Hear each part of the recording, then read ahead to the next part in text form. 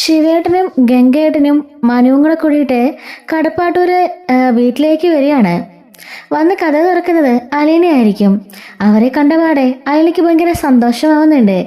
ആഹാ, uncle എപ്പോൾ എത്തി എന്ന് ചോദിക്കുമ്പം ഇന്നെത്തിയതേ ഉള്ളൂ എന്ന് പറയാണ്.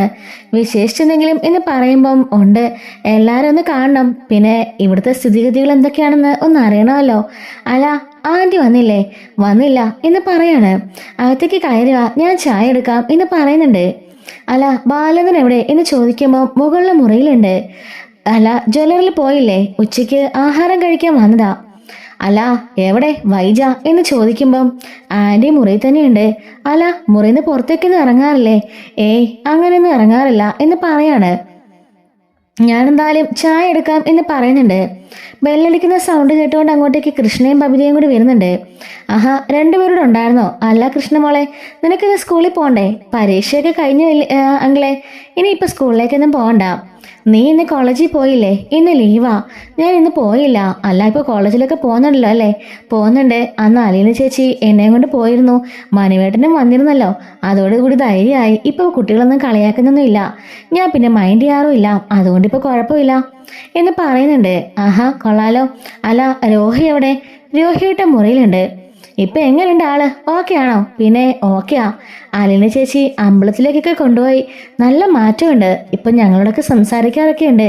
വലിയ കുഴപ്പമൊന്നുമില്ല എന്ന് പറയാണ്. മൊത്തത്തില് ഒരു പോസിറ്റീവ് വൈബായി ഈ വീടിനുള്ളില്, അല്ലേ ശിവ എന്ന് ചോദിക്കാണ്. അതെ അതെ, അതിന്റെ കൂടെ ഒരു നെഗറ്റീവ് വൈബ് കൂടി ഉണ്ടെങ്കിലേ എന്ന് കൃഷ്ണമോള് ചിരിച്ചുകൊണ്ട് പറയുമ്പം അതെന്താ എന്ന് ചോദിക്കുമ്പം പിന്നെ നിങ്ങളുടെ പെങ്ങള് എന്ന് പറയാണ്. അതെന്താടി നീ അങ്ങനെ പറഞ്ഞെന്ന് ചോദിക്കുമ്പം പിന്നല്ലാതെ ഏത് നേരവും ആ മുറിക്കകത്ത് തന്നെ കഥ അടച്ചിരിപ്പാ. ആരെന്തുകൊണ്ട് കൊടുത്താലും ഒന്നും വേണ്ട.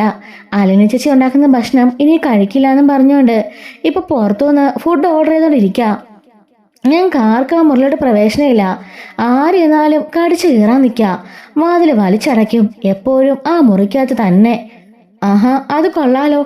ഭക്ഷണമൊക്കെ പുറത്തുനിന്നാണോ അവളിപ്പോ എന്ന് ഗംഗേട്ടൻ ചോദിക്കുമ്പോൾ അതെ, ഇന്നലെ മുതൽ തുടങ്ങിയ സോക്കേടാ. ഫുഡൊക്കെ ഓൺലൈൻ വഴി ഓർഡർ ചെയ്യാം.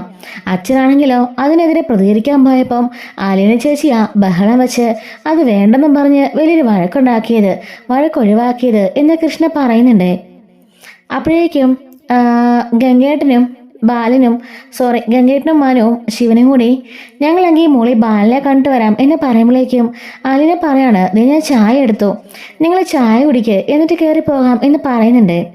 മനു പറയാണ്, അച്ഛനും വലിച്ചൂടെ പോയിട്ട് വാ, ഞാനിവിടെ ഇരിക്കാം. എന്താടാ, നീയും കൂടെ വാ. നീയും കൂടെ വന്നാലേ ശരിയാവുള്ളൂ.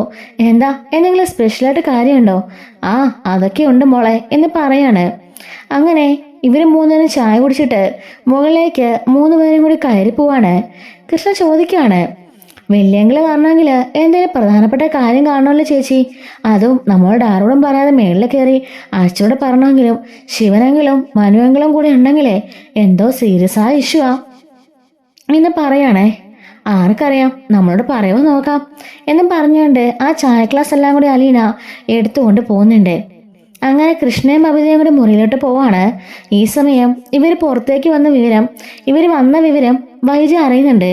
പതിയെ കഥക് തുറന്ന് ഇവർ പറയുന്നതെല്ലാം ശ്രദ്ധിക്കുകയും കാണുകയും ചെയ്യുന്നുണ്ടായിരുന്നു.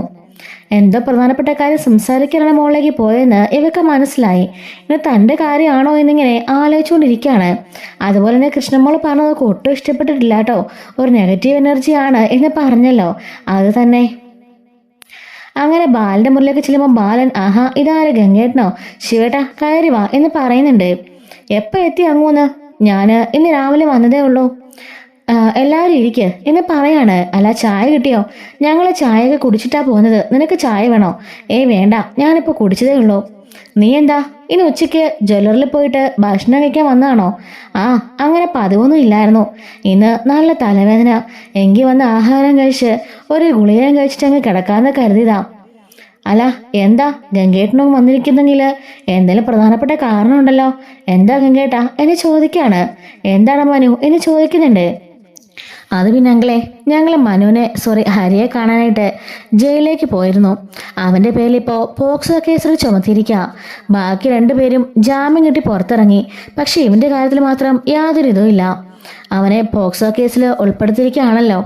ഞങ്ങളോട് ചോദിച്ചപ്പോൾ അവൻ ആണായിട്ട് പറയുന്നുണ്ട് അവൻ അങ്ങനെ ചെയ്തിട്ടില്ല എന്ന്. 18 വയസ്സായതിനു ശേഷമാണ് ആ കുട്ടികളുമാർ പോയിരിക്കുന്നത്.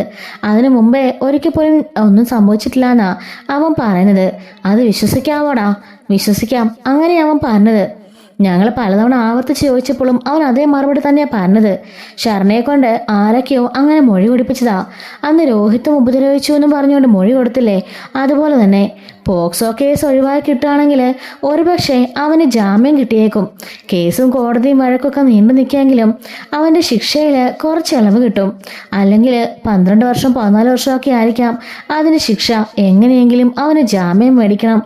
അല്ല, ഇതിനിപ്പോ ഇവിടെ വന്നിട്ട് എന്താ കാര്യം, എന്താ ഗംഗേട്ടാ എന്ന് ചോദിക്കുമ്പം ഗംഗൻ പറയുന്നുണ്ട്, ബാല, ഇത്രയും നാളും ഞാൻ ഈ കേസിനായിട്ട് വന്നിട്ടില്ല, സംസാരിച്ചിട്ടുമില്ല, ഇടപെട്ടിട്ടുമില്ല, അന്വേഷിച്ചിട്ടുമില്ല.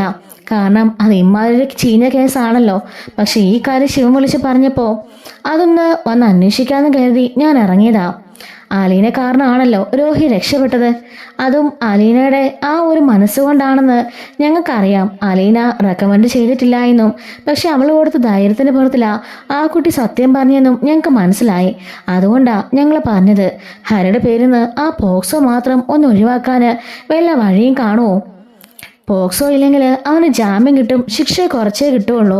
ഒരു പയ്യന്റെ ഭാവിയാണെന്ന് ഓർത്തിട്ടാ ഞാൻ വന്ന് പറഞ്ഞത് എന്ന് പറയുന്നുണ്ട്. അപ്പോ ബാലൻ പറയുന്നുണ്ട്, നിങ്ങൾ പറഞ്ഞതൊക്കെ ശരിയാ, അവനങ്ങനെ തെറ്റ് ചെയ്ത് പോയി. പക്ഷെ പോക്സോ കേസിൽ ഉൾപ്പെട്ടിട്ടുണ്ടെങ്കിൽ അത് വലിയ തലവേദനയാ. പിന്നെ ഒരിക്കലും എന്നെ ഊരിക്കൊണ്ടുവരാൻ ഇച്ചിരി പാടുപെടും എന്ന് പറയുമ്പോൾ മനു പറയുന്നുണ്ട്, അന്ന് അലീനയും കൂട്ടി ഞാൻ ശരണ വീട്ടിലേക്ക് പോയതാണല്ലോ. ശരണയും അവരും തമ്മിലുള്ള ആത്മബന്ധം ഞാൻ കണ്ടതാ. അത് മാത്രമല്ല, പാർട്ടിക്കാരും മറ്റും കൂടി പിരിച്ചിട്ട് ആ കുട്ടിക്ക് വീടും അതുപോലെ കുറേ വാഗ്ദാനങ്ങളൊക്കെ കൊടുത്തതായിരുന്നു. അതൊന്നും വേണ്ട എന്ന് പറഞ്ഞപ്പോൾ അലീനയോട് അവരെ ചോദിച്ചു, പിന്നെ ഞങ്ങൾ എന്ത് ചെയ്യണമെന്ന്. അലീന ആ സമയത്ത് പഠിപ്പിച്ചോളെന്ന് വാക്ക് പറഞ്ഞപ്പോൾ അവർ സമ്മതിക്കുകയായിരുന്നു. അതുകൊണ്ട് ഞങ്ങൾ ഒരു വഴിയുമായിട്ടാണ് വന്നിരിക്കുന്നത്. ബാലൻ ചോദിക്കുകയാണ്, എന്ത് വഴി? അല്ല, പോക്സോ കേസിൽ നിന്ന് മാത്രം അവനെ ഒന്ന് ഒഴിവാക്കി കൊടുക്കുകയാണെങ്കിൽ, ഇത് പറഞ്ഞത് ശിവനാണേ, ഒഴിവാക്കി കൊടുക്കുകയാണെങ്കിൽ നമുക്ക് ആ പെൺകുട്ടിക്ക് ഒരു വലിയ വീട് വെച്ച് കൊടുക്കാമെന്ന് പറയാം. ഇനിയിപ്പോൾ എൻ്റെ സമ്പാദ്യം മൊത്തം തീർന്നാലും ശരി, അവനെ ആ കേസിൽ നിന്ന് ഒഴിവാക്കാനല്ല, ആ പോക്സോ മാത്രം ഒന്ന് ഒഴിവാക്കി തരാൻ ചോദിക്കാം. ശിക്ഷയെങ്കിലും കുറച്ച് കിട്ടുമല്ലോ എന്ന് പറയാണ്. അപ്പം ബാലൻ പറയുന്നുണ്ട്, അല്ല ഇതിനിപ്പോൾ ഞാനെന്ത് ചെയ്യാനാ? അപ്പോൾ ശിവൻ പറയാണ്, നീ അലീനയോടൊന്ന് സംസാരിക്കണം. ഞാനോ? എന്താ ശിവേട്ടെ പറഞ്ഞത്? ഹരിക്ക് വേണ്ടി ഞാൻ സംസാരിക്കാനോ? അവൾ എന്നെ അടിച്ചോടിക്കില്ലേ എന്ന് ചോദിക്കുമ്പം മനു പറയാണ്, അങ്ങളെ ഞാനത് അവരോട് പറഞ്ഞതാ, ഇവര് കേൾക്കണ്ടേ? കഴിഞ്ഞ തവണ തന്നെ ഞാൻ പറയാൻ വന്നപ്പം അങ്കിൾ എന്നെ വിലക്കിയതല്ലേ. അവളുടെ മുമ്പിൽ നമ്മുടെ വിലയില്ലാതായി പോവുകയുള്ളൂ. അവൾക്കൊരു പ്രിൻസിപ്പിൾ ഉണ്ട്, അതനുസരിച്ച് അവൾ ചെയ്യുള്ളൂ. ഇങ്ങനത്തെ കാര്യമൊക്കെ, ചീപ്പ് കാര്യമൊക്കെ അവൾ ഒരിക്കലും അവളുടെ വീട്ടിൽ പോയി പറയില്ല, എനിക്കത് ഉറപ്പാ. പക്ഷെ ഇവരോട് പറഞ്ഞിട്ട് ഇവരത് അംഗീകരിക്കുന്നില്ല അങ്ങളെ എന്ന് പറയുന്നുണ്ട്. ശിവേട്ട, ഗംഗേട്ട, അലീന ഒരിക്കലും അതിന് സമ്മതിക്കില്ല. കാരണം ഹരിയാണ് ഇതിനെല്ലാം കാരണക്കാരൻ. അങ്ങനെയുള്ളപ്പോൾ ഹരിക്ക് വേണ്ടി അവളെ പോയി സംസാരിച്ചാൽ അവരെന്ത് വിചാരിക്കും? അവൾ ഇത്രയും കാലം ഇതിനെല്ലാം നടന്നത് ഹരിയെ രോഹിത്തിനെ രക്ഷിക്കാനാണെന്നല്ലേ അവർ കരുതുള്ളൂ. അല്ലെങ്കിൽ തന്നെ ഇപ്പം അങ്ങനത്തെ ഒരു സംസാരമുണ്ട്, അവൾ രോഹിത്തിന് വേണ്ടിയാണ് അവിടെ പോയെന്ന്. അവള് രോഹിത്തിന് സ്വന്തം കൂടപ്പിറപ്പാണെന്നുള്ള കാര്യമൊന്നും മറ്റാർക്കും അറിയില്ലല്ലോ, നമുക്ക് മാത്രമല്ല അറിയുള്ളൂ. ബാക്കിയെല്ലാവരും കണ്ണിൽ അവൾ വേലക്കാരിയാ. എങ്കിലും അവൾ രക്ഷപ്പെടുത്തുന്നത് കണ്ട് ഞാൻ കാശ് കൊടുത്ത് ചെയ്യിപ്പിച്ചൊക്കെയാണെന്നാ ആട്ടുകാർ പറയുന്നത് എന്ന് പറയുന്നുണ്ട്. ഞാൻ എങ്ങനെ ഈ കാര്യത്തെപ്പറ്റി അവളോട് സംസാരിക്കും? അതുകൊണ്ട് ദയവ് ചെയ്ത് എന്നെ ദയിപ്പിക്കരുത്, എനിക്ക് പറ്റില്ല. ഗംഗേട്ടനോട് സൂചിപ്പിച്ച് നോക്ക്, അല്ലെങ്കിൽ ശിവേട്ടൻ തന്നെ നേരിട്ട് സംസാരിച്ച് നോക്ക്, അതേ ഉള്ളു വഴി എന്ന് പറയാണ്.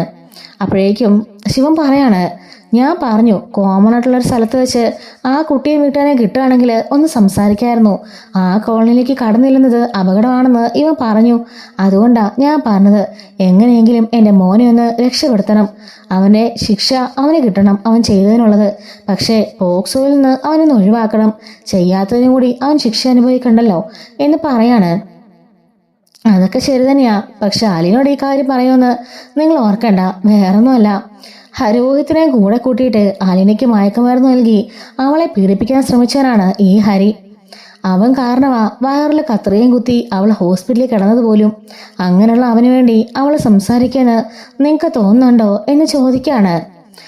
ശിവൻ തലകുണിച്ചിരിക്കുകയാണ്. ഗംഗൻ പറയുന്നുണ്ട്, അതെല്ലാം ശരിയാടാ ബാല, പക്ഷേ എന്തെങ്കിലും ഒരു വഴി നമ്മൾ നോക്കണ്ടേ എന്ന് പറയുന്നുണ്ട്. ഞാൻ ശിവേട്ടൻ പറഞ്ഞ പോലെ തന്നെ ചെയ്യുന്നതായിരിക്കും നല്ലത്. ഏതെങ്കിലും ഒരു സ്ഥലത്ത് അവരുടെ ഫാമിലിയെ വിളിക്കുക. അതിനുശേഷം ഇതുപോലെ നിങ്ങൾ കാര്യങ്ങൾ പറഞ്ഞ് മനസ്സിലാക്കുകയാണെങ്കിൽ അതായിരിക്കും നല്ലത്.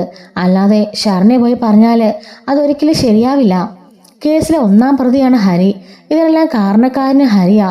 അവന് വേണ്ടി അവൾ പോയി സംസാരിച്ചാൽ അവരുടെ ഉള്ള വിശ്വാസം കൂടെ നഷ്ടപ്പെടും. അവർ മനഃപൂർവ്വം ഇവൾ വന്നാണെന്നേ പറയുള്ളൂ.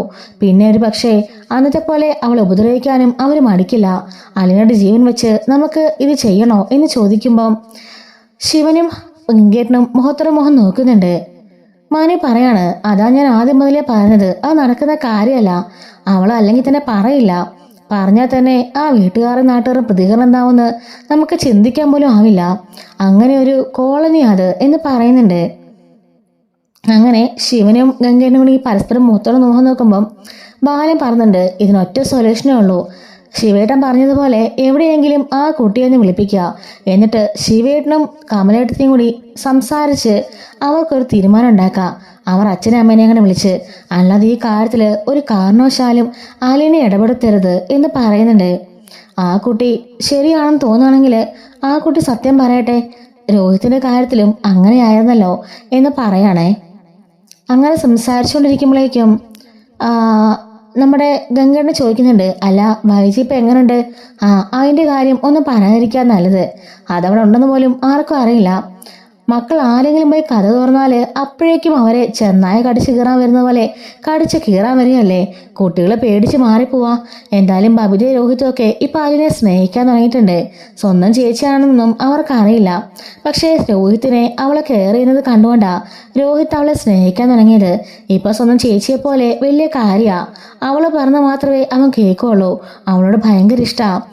അതുപോലെ തന്നെ ബബിതയ്ക്കും ഒത്തിരി മാറ്റമുണ്ട്. അലീനനെ അവളും അംഗീകരിച്ചു തുടങ്ങി. 3 പേരും അവളെ ഇപ്പം അംഗീകരിച്ചു. നിനക്കിപ്പോൾ 4 മക്കളും കൂടി നല്ല സന്തോഷമായിട്ട് കഴിയുക. പക്ഷെ നിങ്ങളുടെ പെങ്ങളുണ്ടല്ലോ, ആ ഒറ്റ ഒരുത്തിയ വീട്ടിൽ നാശം ഉണ്ടാക്കുന്നത്. ഇപ്പൊ പുറത്തുനിന്ന് ഫുഡൊക്കെ വാങ്ങിച്ച് കഴിക്കുന്നേ. ഞാനതിനെ പ്രതികരിക്കാൻ പോയപ്പോൾ അലീന സമ്മതിച്ചില്ല. പിന്നെ എന്ത് ചെയ്യാനാ, എന്തെങ്കിലും കാണിക്കട്ടെ എന്ന് ഞാനും കരുതി.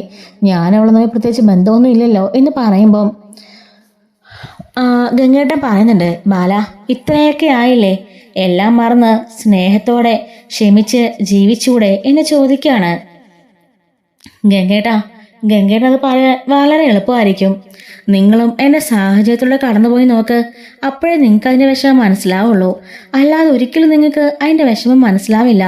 ഞാൻ അനുഭവിക്കുന്ന മാനസിക പ്രയാസങ്ങൾ ഒരിക്കലും നിങ്ങൾക്ക് മനസ്സിലാകാൻ പോണില്ല. ഒരു കുടുംബം മുഴുവനും എന്നെ ചതിച്ചു. 23 വർഷക്കാലത്തോളം എന്നെ ചതിച്ചു. കൂടെ കിടന്ന എൻ്റെ ഭാര്യ പോലും 23 വർഷമായിട്ട് എന്നെ ചതിക്കായിരുന്നു.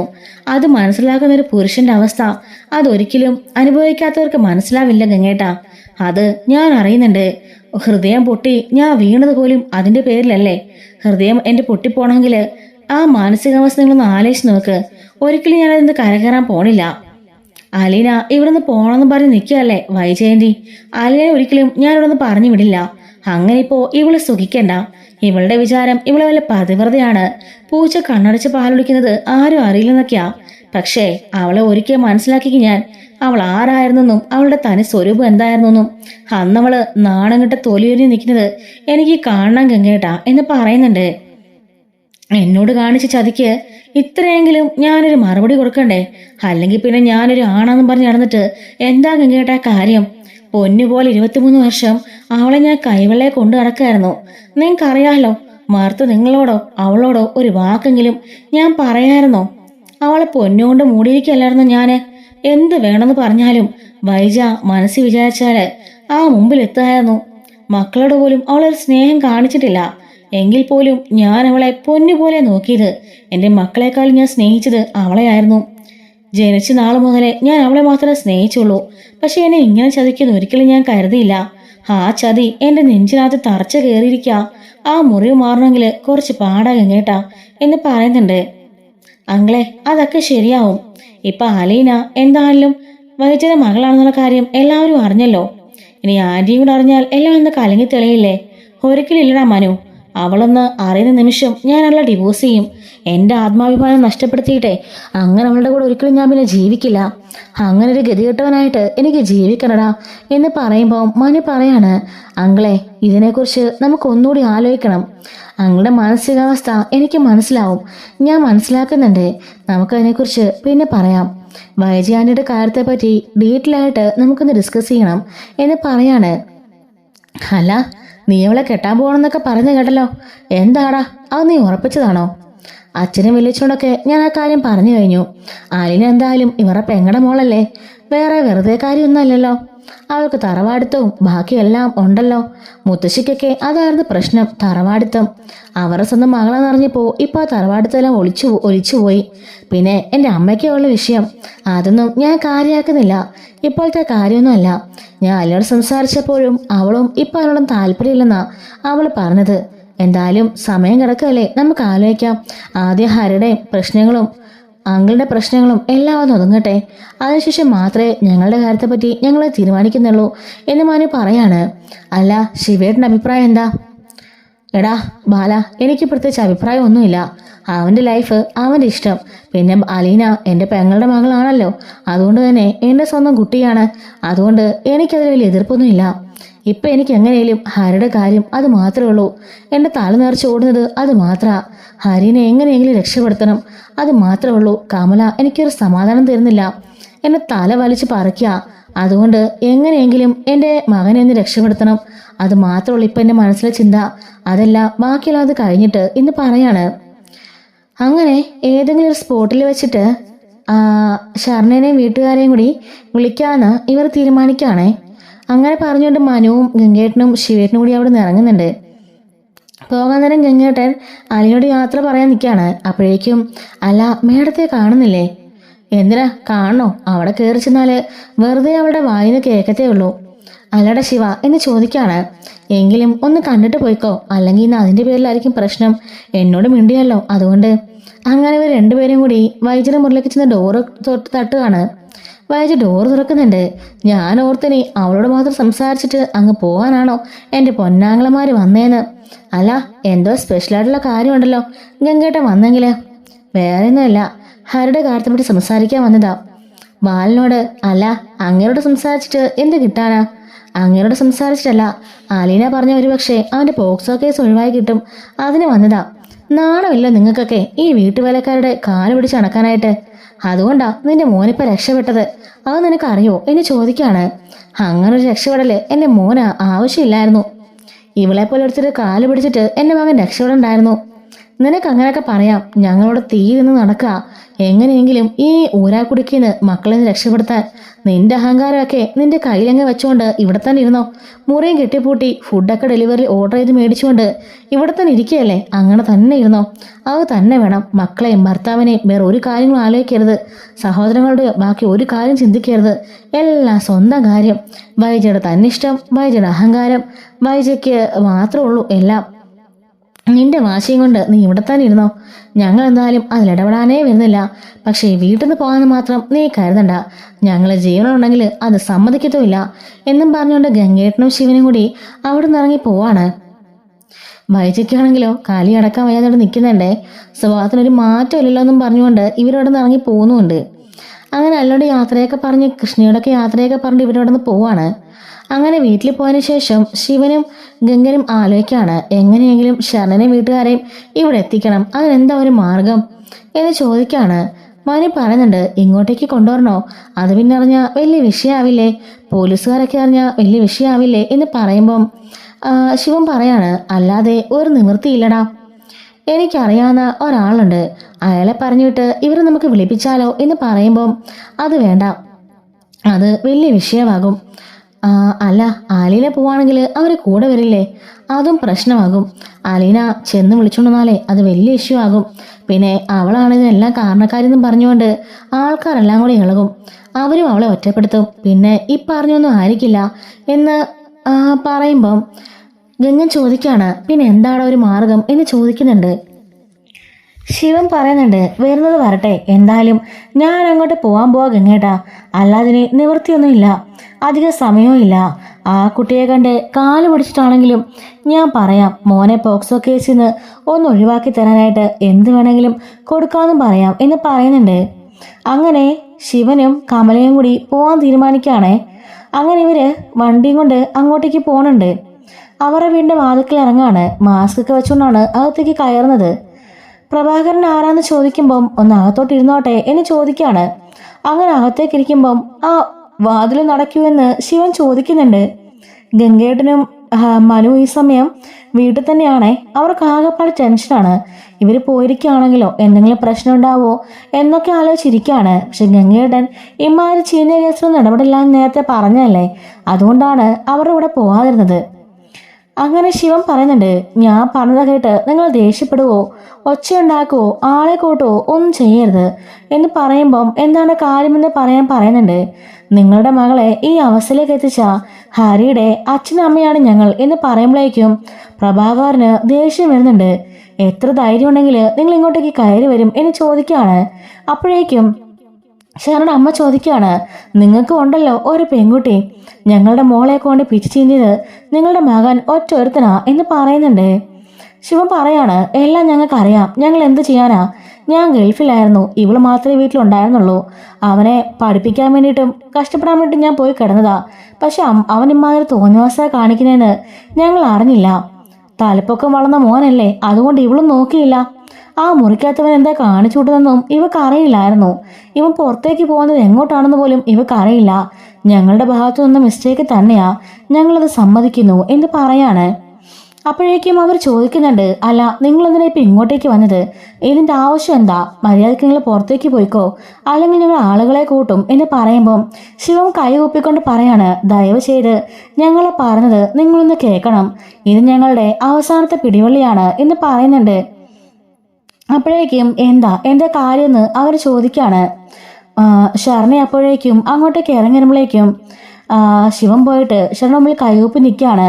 മോളെ ദയവ് ചെയ്ത് ഞങ്ങളോട് ക്ഷമിക്കണം, ഞങ്ങളുടെ മകൻ ചെയ്ത തെറ്റിന് കാരണക്കാര് ഞങ്ങളും കൂടിയാണെന്ന് ഞങ്ങൾക്കറിയാം, അതുകൊണ്ട് തന്നെ മോളോട് മാപ്പ് ചോദിക്കാം. ഇവിടെ അലീന വന്നു പോയ കാര്യമൊക്കെ ഞങ്ങൾ അറിഞ്ഞു, അലീന ആ വീട്ടിലെ ജോലിക്കാരിയാ എന്ന് പറയുന്നുണ്ട്. അതും ഇതുമായിട്ട് എന്താ ബന്ധമെന്ന് പ്രഭാകരൻ ചോദിക്കുമ്പം, അല്ല അങ്ങനെയാ ഞങ്ങൾ ഈ അഡ്രസ്സ് ഒന്ന് മനസ്സിലാക്കിയെടുത്തത്, ആ കുട്ടി അറിഞ്ഞോ ഒന്നുമല്ല ഞങ്ങൾ വന്നത്, എങ്കിലും ആ കുട്ടിയുടെ അഡ്രസ്സ് ചോദിച്ചപ്പോൾ ആ കുട്ടിക്ക് പറയാൻ വേറെ നിവൃത്തിയില്ലാത്തതുകൊണ്ട് മാത്രം അഡ്രസ്സ് പറഞ്ഞെന്നാണ് എന്ന് പറയുമ്പം പ്രഭാകരൻ പറയാണ്, അതിന് അഡ്രസ്സ് ആ കുട്ടിയോട് ചോദിക്കണമെന്നില്ല, ഈ നാട്ടിൽ എവിടെ പോയിട്ടാണെങ്കിലും നിങ്ങളുടെ മുഖം പിഴപ്പിച്ച കുട്ടിന്ന് ചോദിച്ചാൽ മതി, ആരും പറഞ്ഞു തരും, അത്രയ്ക്ക് ഫേമസ് ആയല്ലോ എന്നും പറഞ്ഞ് പ്രഭാകരൻ വല്ലാത്ത രീതിയിൽ സംസാരിക്കുന്നുണ്ട്. അപ്പോഴേക്കും കമല പറയാണ്, മോളെ ഞാനൊരു കാര്യം ചോദിക്കട്ടെ, മോക്ക് 18 വയസ്സ് ആവുന്നതിന് മുമ്പേ ഹരി മോളെ ഉപദ്രവിച്ചിട്ടുണ്ടോ എന്ന് ചോദിക്കുകയാണ്. അപ്പോഴേക്കും ആ കുട്ടി അച്ഛൻ്റെ അമ്മയുടെ മുഖത്തേക്ക് നോക്കുന്നുണ്ട്.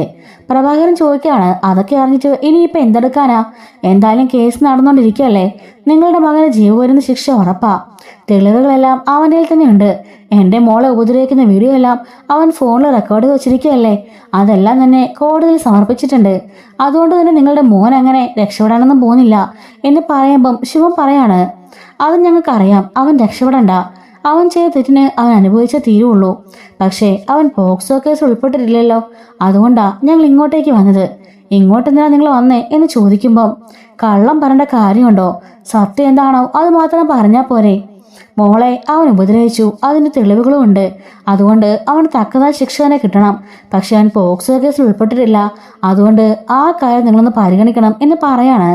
അപ്പോഴേക്കും പ്രഭാകരൻ ചോദിക്കാണ്, ഓഹോ മൊഴി മാറ്റി പറയാൻ വേണ്ടി രണ്ടെണ്ണം കൂടെ കയറി വന്നതാണ് ഇങ്ങോട്ട്, അടിച്ചിറക്കുന്നതിന് മുമ്പേ ഇറങ്ങിക്കോ എന്ന് പറയുമ്പം ശിവൻ പറയുന്നുണ്ട്, ഞാൻ പറഞ്ഞല്ലോ ഞങ്ങളുടെ അവസ്ഥ, ഞങ്ങൾ വേറെ എന്ത് ചെയ്യാനാ, അവൻ കാണിച്ച തോന്നിവാസത്തിന് ഞങ്ങൾക്കിതല്ലാതെ വേറൊരു മാർഗവുമില്ല, പോക്സോ കേസ് ചാർജ് ചെയ്താണ് അവനെ അകത്താക്കിയിരിക്കുന്നത്, അവനൊരിക്കലും ഇനി പുറലോകം കാണാൻ പാടില്ല, അതൊക്കെ ശരി തന്നെയാ, പക്ഷെ പോക്സോ കേസ് മാത്രം അവൻ്റെ മേലെ ചാർത്തരുത്, എന്തിനാ മോളെ കള്ളം പറയുന്നത് എന്ന് പറയുമ്പം ഷർണയൊന്നും മിണ്ടാതെ നിൽക്കുകയാണേ.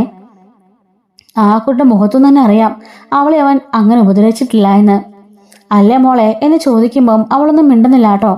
ഷർണനെ പഠിപ്പിക്കാമെന്ന് അലീന ഏറ്റെന്ന് ഞങ്ങൾ അറിഞ്ഞു. അതുപോലെ തന്നെ നിങ്ങൾക്ക് നല്ലൊരു വീട് പോലും ഇല്ലല്ലോ. അതിൻ്റെ എല്ലാ കാര്യങ്ങളും ഞാൻ നോക്കിക്കോളാം. നിങ്ങൾക്ക് വേണ്ട വീടും സൗകര്യങ്ങളും എല്ലാം ഞാൻ റെഡിയാക്കി തരാം. ദയവ് ചെയ്ത് ഈ ഒരു കാര്യം മാത്രം നിങ്ങൾ സാധിച്ചു തരണം. കള്ളം പറയാനൊന്നും ഞാൻ പറയുന്നില്ല. നടന്ന സംഭവം അതുപോലെ തന്നെ പറഞ്ഞാൽ മതി. ഞങ്ങളുടെ മോൻ ചെയ്ത തെറ്റിന് അവൻ ശിക്ഷ അനുഭവിച്ചോട്ടെ, പക്ഷെ ചെയ്യാത്തതിന് നിങ്ങൾ ശിക്ഷിക്കരുത് ദയവ് ചെയ്ത് എന്ന് പറയാണ്. എൻ്റെ മകളുടെ ജീവിതമാണ് നശിച്ചു പോയത്. അത് നിങ്ങൾക്കറിയോ? നിങ്ങൾക്ക് അതൊന്നും കുഴപ്പമില്ലല്ലോ. നിങ്ങളുടെ മോൻ്റെ ഭാവി പോകുന്നതാണോ നിങ്ങൾക്ക് പ്രശ്നം എന്ന് ചോദിക്കാണ്. ഞാൻ പറഞ്ഞല്ലോ, അതിന് പ്രായശ്ചിത്തമായിട്ട് നിങ്ങളുടെ കാല് വേണമെങ്കിലും ഞാൻ പിടിക്കാം. ഞാൻ പറഞ്ഞില്ലേ, നല്ലൊരു വീടും സ്ഥലവും നിങ്ങൾക്ക് ഞാൻ മേടിച്ചു തരാം. ഈ പാർട്ടിക്കാരെ വേറെ ആരും നമ്പണ്ട. കുട്ടി പഠിച്ച് നല്ല രീതിക്കാവട്ടെ. അതുവരേക്കുള്ള എല്ലാതും ഞാൻ നോക്കിക്കോളാം എന്ന് പറയുന്നുണ്ട്. ഷർണ പറയാണ്, എന്തായാലും ഞാൻ കോടതിയിൽ സത്യം മാത്രം പറയുള്ളെന്ന് തീരുമാനിച്ചിരിക്കാം. ഇവരാരൊക്കെ എന്തൊക്കെ പറഞ്ഞാലും ഞാനത് പറയില്ല. ഹരി എന്നെ 18 വയസ്സിന് മുമ്പേ ഉപദ്രവിച്ചിട്ടില്ല. ആദ്യമായിട്ടായിരുന്നു അന്ന് അവിടെ അങ്ങനെ സംഭവം ഉണ്ടായത്. അതുകൊണ്ട് എന്തായാലും ആ കാര്യം മാത്രമേ ഞാൻ കോടതിയിൽ പറയുള്ളൂ. നിങ്ങളതുകൊണ്ട് പേടിക്കണ്ട എന്ന് പറയുമ്പോൾ കമലയ്ക്ക് ശിവനും ഒരുപാട് ആശ്വാസം ആകുന്നുണ്ട്. ശിവനാണെങ്കിലോ ആ കുടുംബത്തിൽ കൈകൂപ്പിക്കൊണ്ട് ഒരുപാട് നന്ദിയുണ്ട് മോളെ എന്ന് പറയാണ്. അതൊക്കെ ശരി തന്നെ, പക്ഷെ എനിക്ക് വീടും സ്ഥലത്തിൻ്റെ ഒന്നും ആവശ്യമില്ല. അതിൻ്റെ മാനത്തിന് വില പറയുന്നതിന് തുല്യ. നിങ്ങളാണല്ലോ ആ പിഴച്ച സന്ധ്യയുടെ തന്തയും തള്ളയും. അത് നിങ്ങൾക്ക് എപ്പോഴും മനസ്സിൽ ഓർമ്മയുണ്ടായാൽ മതി. അല്ലാതെ നിങ്ങളുടെ നക്കാപ്പിച്ച കാശൊന്നും എനിക്ക് വേണ്ട. എൻ്റെ പഠിത്തം അത് അലിന ചേച്ചി ഏറ്റെടുത്തിട്ടുണ്ട്. ഞങ്ങൾക്കത് മാത്രം മതി. എൻ്റെ അച്ഛന് ജോലിയുണ്ട്, അതുകൊണ്ട് ഞങ്ങൾ കഴിഞ്ഞു കൂടിക്കോളാം എന്ന് പറയാണ്. അപ്പോൾ ശിവൻ പറയാണ്, ദയവ് ചെയ്ത് മോൾ ഇതിനെ ഒരു കൈക്കൂലിയായിട്ടൊന്നും കാണേണ്ട കാര്യമില്ല. മോളുടെ അച്ഛൻ്റെ സ്ഥാനത്ത് നിന്ന് ഞാൻ തിരക്കുകയാണെന്ന് കരുതിയാൽ മതി. മോളുടെ അക്കൗണ്ടിലേക്ക് ഞാൻ ഫണ്ട് ട്രാൻസ്ഫർ ചെയ്തേക്കാം. ഷർണ പറയാണ്, അതിൻ്റെ ആവശ്യമില്ല. അങ്ങനെ മാനം വിട്ടുകിട്ടുന്ന കാശൊന്നും എനിക്ക് വേണ്ട. അലിന ചേച്ചി ഈ കഴിഞ്ഞിടയ്ക്കൂടി വന്നപ്പോൾ പോയപ്പോൾ പറഞ്ഞതാ, മാനം കിട്ട അങ്ങനത്തെ കാശ് മോക്ക് വേണമെന്ന്. വേണ്ട, എനിക്ക് അങ്ങനത്തെ കാശ് വേണ്ട. കുട്ടിയെ എന്നെ പഠിപ്പിക്കാനുള്ള എല്ലാ ചെലവുകളും അലിന ചേച്ചി നോക്കിക്കൊള്ളാമെന്ന് പറഞ്ഞിട്ടുണ്ട്. എനിക്കിത് മാത്രം മതി. നിങ്ങൾ ഇവിടുന്ന് പോയിക്കോ. എന്തായാലും നിങ്ങളെ ആരും തിരിച്ചറിയണ്ട. എത്രയും പെട്ടെന്ന് പോയിക്കോ. അയാൾ ചെയ്യാത്ത കുറ്റം ഞാൻ ഒരിക്കലും അയാളുടെ മേലെ അടിച്ചേൽപ്പിക്കാൻ പോണില്ല എന്നും പറഞ്ഞൊരു ശരണ്യ അകത്തേക്ക് പോവാണ്. ഈ സമയം ശിവൻ ആണെങ്കിൽ പ്രഭാകരനോടും ഭാര്യയോടും നന്ദി പറഞ്ഞിട്ട് അവിടെ നിന്ന് ഇറങ്ങുന്നുണ്ട് കേട്ടോ. ഇറങ്ങി അവരുടെ കാറിൽ കയറിയിട്ട് തിരിച്ചു പോവാണ്. പ്രഭാകരനോട് ശ്രീലത ചോദിക്കുന്നുണ്ട്, അല്ല മോള് പറഞ്ഞു തന്നെയാ ശരിയല്ലേ? ഇയാളുടെ നിനക്ക് നമ്മളെന്നെ കാശ് മേടിക്കുന്നേ? നമ്മളുടെ മോക്ക് തന്നെ വിലയിട്ട പോലെ ആവില്ലേ അത് എന്ന് പറയുമ്പം പ്രഭാകരൻ പറയാണ്, അത് ശരിയാ, മകളെ പഠിപ്പിച്ചോളാന്ന് അലീന പറഞ്ഞല്ലോ. അലീന ആ വീട്ടിലെ ജോലിക്കാരിയാണെങ്കിലും അവൾക്കവിടെ വലിയ സ്വാധീനമുണ്ടെന്നാണ് എൻ്റെ അറിവ്.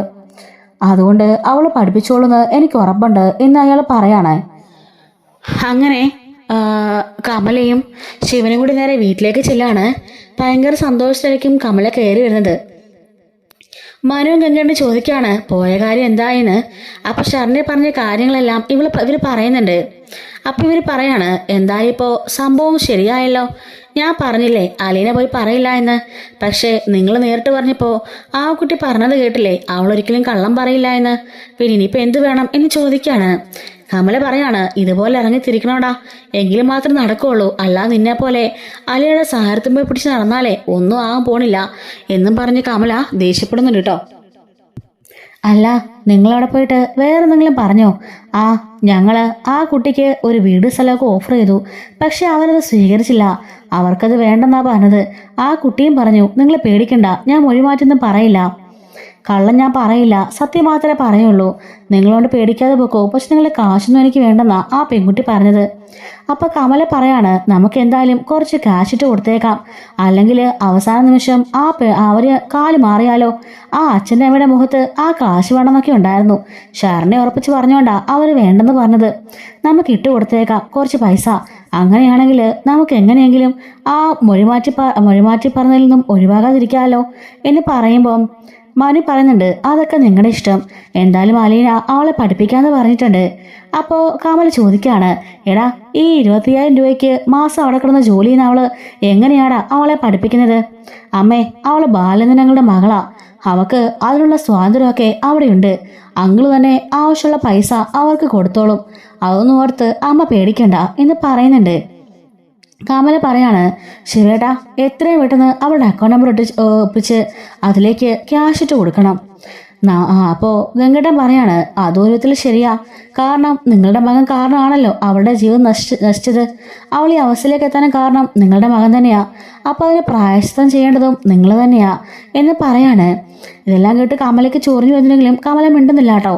നമ്മുടെ മനു പറഞ്ഞതുപോലെ അവനെന്തോ മാങ്ങ പറിച്ച കേസിൽ അകത്ത് പോയതുപോലെയാണ് നമ്മുടെ കമലയുടെ ബിഹേവിയറൊക്കെ. അതുകൊണ്ട് കമല ഒന്നും മിണ്ടാതിരിക്കുകയാണ്.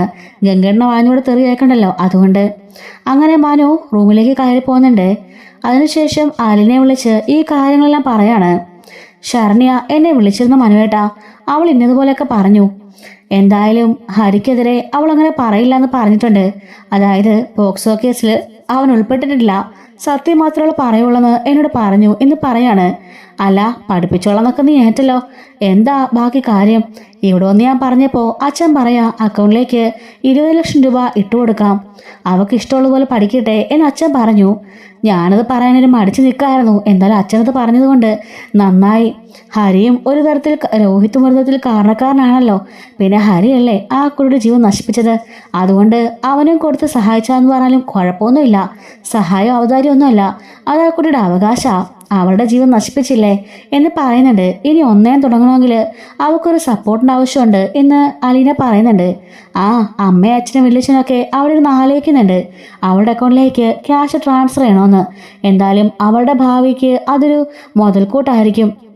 നമ്മളെന്തിനാ അത് വേണ്ടെന്ന് പറയുന്നത് എന്നിങ്ങനെ പറയുന്നുണ്ട് കേട്ടോ. അങ്ങനെ അവരും അതിനെക്കുറിച്ചൊക്കെ സംസാരിച്ചുകൊണ്ടിരിക്കുകയാണ്. അപ്പോൾ എന്തായാലും അവളിങ്ങനെ ഈ കമലയും ശിവനും കൂടി കൂടിയിട്ട് അലീനയുടെ കയ്യിൽ നിന്നും അക്കൗണ്ട് നമ്പറൊക്കെ വാങ്ങിച്ചിട്ട് അവൾക്ക് 20 ലക്ഷം രൂപ ഇട്ട് കൊടുക്കുന്നുണ്ട്. എന്നിട്ട് ഇത് വീടും സ്ഥലവും വാങ്ങിക്കാനാണ്, ദയവ് ചെയ്ത് നിരസിക്കരുത്, ഇത് ഔദാര്യമല്ല അവകാശമാണ് എന്നുള്ള കാര്യം ശിവനെ വിളിച്ച് അവരെ അറിയിക്കാൻ കേട്ടോ. അതുകൊണ്ട് തന്നെ അവർ നിരസിക്കുന്നില്ല. അച്ഛനും അമ്മയും അതിന് സമ്മതിക്കുന്നുണ്ട്. ഇനിയിപ്പോൾ അവർക്ക് ഒന്നേന്ന് ഒരു ജീവിതം കെട്ടിപ്പടുക്കണമല്ലോ. അതുപോലെ തന്നെ അലീന അവളുടെ പഠനത്തിലുള്ള ക്യാഷ് ഞാൻ തന്നോളാം ഞാൻ പറഞ്ഞതല്ലേന്നും പറഞ്ഞുകൊണ്ട് 20 ലക്ഷം രൂപ കൂടി അവളുടെ അക്കൗണ്ടിലേക്ക് ഇട്ട് കൊടുക്കുകയാണ്. മോക്കിനി ഇഷ്ടമുള്ളതുപോലെ പഠിക്കാം എന്നൊക്കെ പറഞ്ഞുകൊണ്ട് സഹായിക്കുന്നുണ്ട് കേട്ടോ. അങ്ങനെ അലീനയും അതുപോലെ തന്നെ കമലയും ശിവനും അതുപോലെ ബാലനും കൂടിയിട്ട് അവളുടെ അക്കൗണ്ടിലേക്ക് ആവശ്യമുള്ള ക്യാഷൊക്കെ ഇട്ട് കൊടുക്കുന്നുണ്ട്. അങ്ങനെ കോടതി വരുന്ന സമയത്ത് ഹരി തന്നെ ഉപദ്രവിച്ചു എന്നും പക്ഷേ പോക്സോ കേസ് ഉൾപ്പെട്ടിട്ടില്ല എന്നുള്ള കാര്യവും പറയാണ്. അങ്ങനെ ഹരിക്ക് ജാമ്യം കിട്ടുന്നുണ്ട് കേട്ടോ. ഹരിക്കും കൂടുതൽ 2 പേർക്കും ജാമ്യം കിട്ടുകയാണ്. പക്ഷേ കേസ് തുടർന്ന് പോവുക തന്നെ ചെയ്യും. ശരണ്യനെ പീഡിപ്പിച്ച കേസിൽ ആ 3 പേരും അകത്താവുകയും ചെയ്യുന്നുണ്ട് കേട്ടോ. അപ്പോൾ ഇതുപോലെ വരാൻ വന്ന സ്റ്റോറീസൊക്കെ നമ്മുടെ ചാനലിലൂടെ അപ്ലോഡ് ചെയ്യുന്നുണ്ട്. മിസ്സാതിരിക്കാൻ ചാനൽ മറക്കാതെ സബ്സ്ക്രൈബ് ചെയ്ത് സപ്പോർട്ട് ചെയ്യണേ. Thanks for watching.